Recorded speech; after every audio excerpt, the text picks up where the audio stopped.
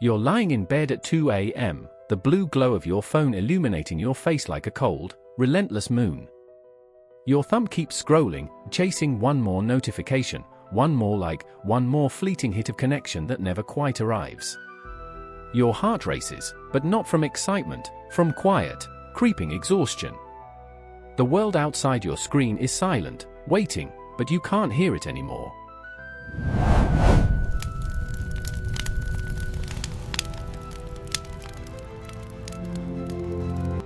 You've forgotten what silence even feels like. Until one day, something inside you breaks open, and you finally put the phone down. That moment, that single, trembling act of letting go, is where everything begins to change.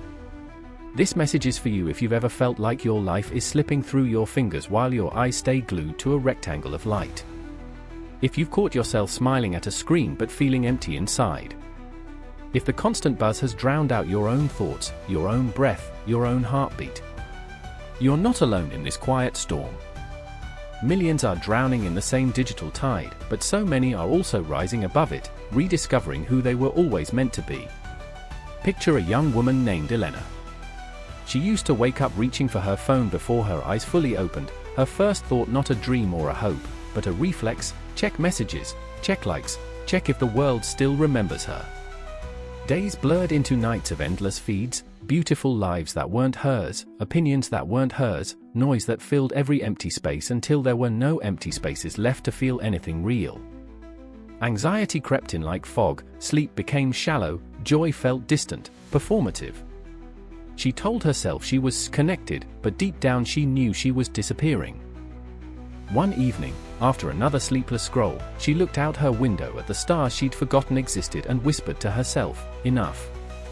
She powered off her phone. Not for a day, for good measure, she locked it in a drawer and walked away. The first hours were torture. Her hands twitched. Phantom vibrations haunted her pockets. FOMO clawed at her chest like a living thing. But she stayed with it. She walked outside instead. Bare feet on cool grass. Wind brushing her skin like an old friend. For the first time in years, she heard birds, not as background noise, but as music. She tasted her coffee, really tasted it, the bitterness, the warmth spreading through her. She sat in silence, and the silence wasn't empty, it was full of her own thoughts returning like long-lost travelers. In those quiet days that followed, something profound unfolded. Her mind, once fractured into 1,000 tabs, began to gather itself. Thoughts deepened. Emotions rose without being immediately numbed or distracted. She cried, real tears, for things she'd buried under layers of content.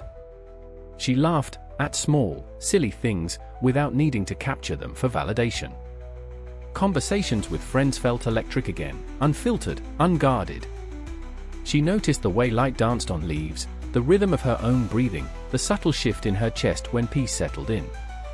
Clarity wasn't something she chased, it arrived, soft and steady, like dawn after a long night. And here's the shift that changes everything: the noise wasn't the world, it was the barrier between you and the world. Every ping, every swipe, every endless feed was stealing the one thing no algorithm can give you: presence. True presence.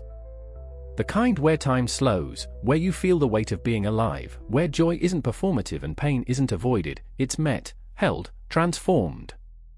Science echoes what the heart already knows. Studies show that even a single week away from social media can slash anxiety by over 16%, depression by nearly 25%, insomnia by 14%. But the numbers only hint at the deeper truth: the return of your own attention, your own sovereignty, your own soul. You were never meant to live as a spectator in your own life. You were meant to feel the sun on your face without documenting it. To hold someone's hand without wondering if it's story-worthy. To sit in stillness and discover that you are enough, more than enough, without a single notification to prove it.